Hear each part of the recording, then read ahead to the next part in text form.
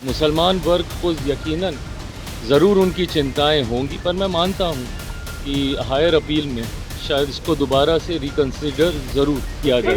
High court के द्वारा ये आया है। मैं मानता हूं कि अभी यकीनन इस पे रिव्यू की संभावनाएं बाकी हैं। धार्मिक आधार पर वेशभूषा के साथ भेदभाव करना मैं और मेरी पार्टी इसे उचित नहीं मानती है।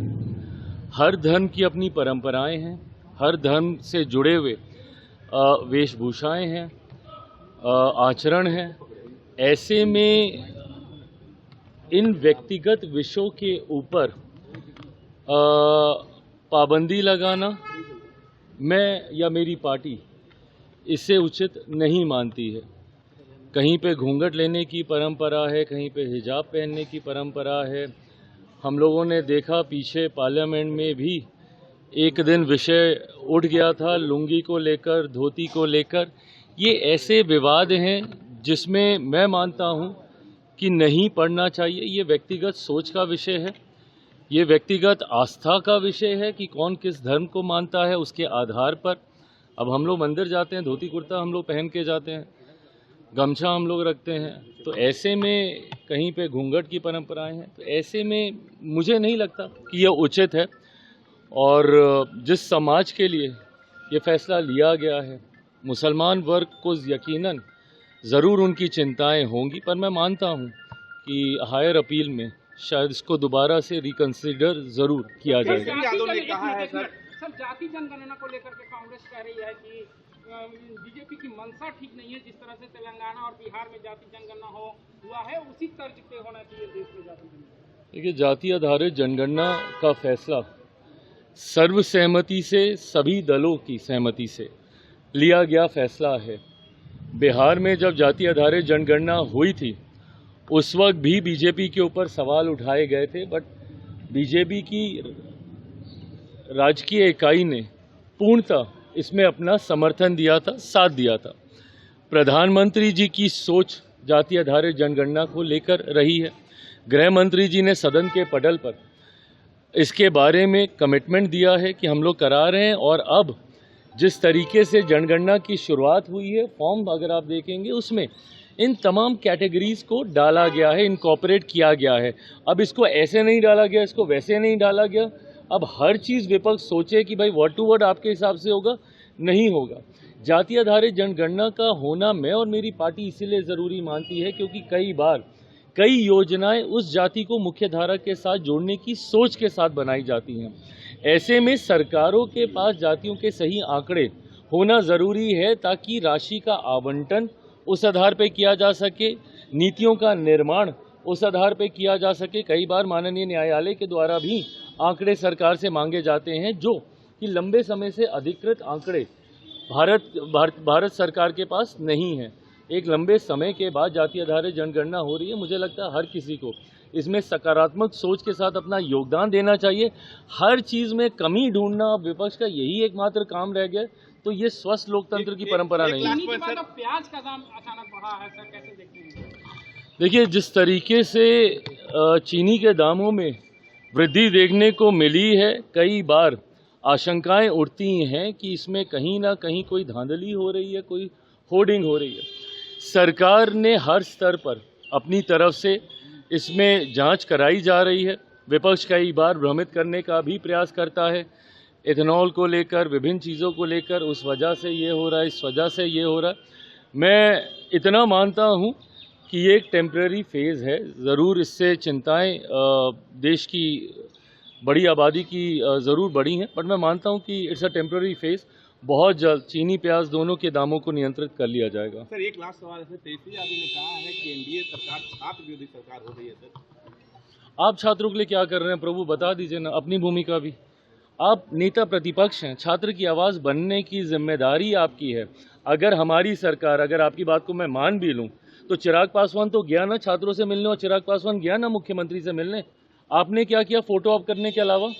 छात्र से मिलके उनके साथ फोटो खिंचाकर, उनका मंच शेयर कर कर, अपनी वाहवाही करवाकर, अपने पक्ष में नारे लगवाकर, अपनी राजनीतिक रोटियां सेकने के बाद क्या किया आपने कार्रवाई के तौर पर? क्या मुख्यमंत्री जी से आप जाके मिले? क्या उचित मंच पर आपने इन बातों को रखा? प्रभु आप जाइए, कीजिए, फोटो खिंचाइए, कोई दिक्कत नहीं, आप नेता प्रतिपक्ष हैं, बल्कि आपको और ज़्यादा एग्रेसिव होना चाहिए।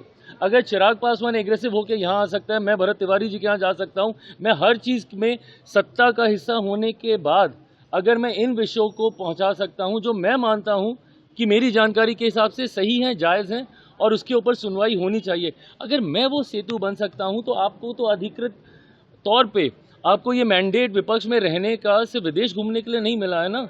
विपक्ष में रहने का मैंडेट अगर मिला हो, नेता प्रतिपक्ष हैं आप, तो आप इस्तेमाल कीजिए ना सदन के पटल का। पर जब सदन चलता है उस वक्त आप देश में नहीं होते।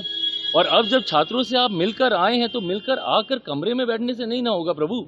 आप जाइए, मुख्यमंत्री से मिलिए, संवाद कीजिए, उनके ऊपर प्रेशर डालिए कि भाई आपको करना चाहिए। अगर ये सारे काम मैं कर सकता हूँ, कल मैं गया, छात्रों से मिला, मुख्यमंत्री जी से मैं मिला और मुख्यमंत्री जी ने, मुझे इस बात का संतोष है कि उन्होंने पूरे विषय को पूरी गंभीरता से, ओपन माइंड के साथ उन्होंने सुना और वो संभव जो चीज़ें उनकी हम लोग स्वीकार कर सकते हैं उस पर बहुत गंभीरता से काम चल रहा है। कल भी संभवतः देर रात तक मुख्यमंत्री जी के यहाँ बैठक चली है, आज भी, और मैं मानता हूँ कि 1-2 दिन में ही जल्द ही इस पर पॉजिटिव सोल्यूशन हम लोग निकालना हम लोग शुरू करेंगे और पॉजिटिव दिशा में ये चर्चा जाएगी ही जाएगी। बट ऐसे में नेता प्रतिपक्ष की जो जिम्मेदारी है, आप गए आवाज़ उठा रहे हैं, सिर्फ आरोप लगाएंगे, जिम्मेदारी भी निभाइए। आरोप लगाइए, हम लोग तैयार हैं सुनने के लिए, जवाब देने के लिए भी तैयार हैं, पर आप भी जिम्मेदारी निभाइए। हाई कोर्ट के द्वारा ये आया है, मैं मानता हूँ कि अभी यकीनन इस पे रिव्यू की संभावनाएं बाकी हैं। धार्मिक आधार पर वेशभूषा के साथ भेदभाव करना मैं और मेरी पार्टी इसे उचित नहीं मानती है। हर धर्म की अपनी परंपराएं हैं, हर धर्म से जुड़े हुए वेशभूषाएं हैं, आचरण हैं। ऐसे में इन व्यक्तिगत विषयों के ऊपर पाबंदी लगाना मैं या मेरी पार्टी इसे उचित नहीं मानती है। कहीं पे घूंघट लेने की परंपरा है, कहीं पे हिजाब पहनने की परंपरा है। हम लोगों ने देखा पीछे पार्लियामेंट में भी एक दिन विषय उठ गया था लुंगी को लेकर, धोती को लेकर।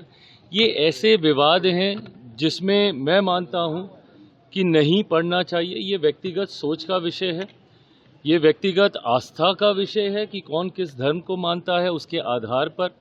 अब हम लोग मंदिर जाते हैं, धोती कुर्ता हम लोग पहन के जाते हैं, गमछा हम लोग रखते हैं, तो ऐसे में कहीं पे घूंघट की परंपराएं हैं, तो ऐसे में मुझे नहीं लगता कि यह उचित है।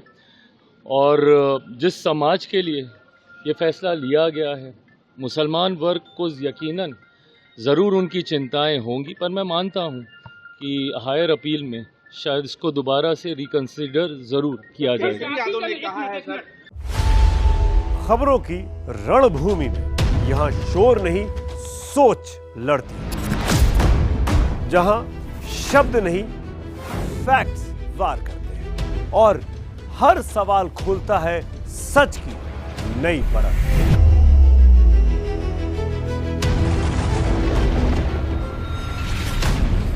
चक्रव्यूह आपके अपने सुमित अवस्थी के साथ सोमवार से शुक्रवार शाम 6:57 पर टाइम्स नाउ नव भारत पर।